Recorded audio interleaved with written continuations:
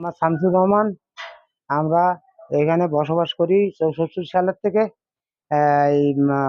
আগে কাঁচা ঘর ছিল, তারপর পাকা ঘর করলাম।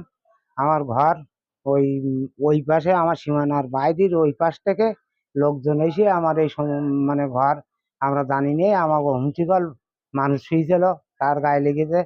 তারপর ওই জিনিসপত্র ভেঙেছে, দেয়াল ভেঙেছে। তারপর ওই ঘরে কোলে জিনিসপত্র নিয়ে গেছে অনেক কিছু। এখন আমি খুব অসহায় গরিব মানুষ। আমি বাড়ি ছিলাম না। তার ফলে আমার ছেলে ছিল, ছেলের গায়ে ইট লেগেছে। ওই দেয়াল পিছন দিক থেকে এসে বাইরের থেকে বাড়ি মেরেছে, মেরে দেয়াল ভেঙে গুঁড়ো করতেছে। ওরা বাস করে সরকারি জায়গায়, সেটা সরকার ডিসি হচ্ছে গিয়ে জেলা প্রশাসকের নামে। আর এই পাশে এসে জায়গা জমি দখল করতে ভূমিদস্যুর মতন। এটাই হচ্ছে গিয়ে তাদের বাস করে আরেক জমিতে, আর আমরা বাস করি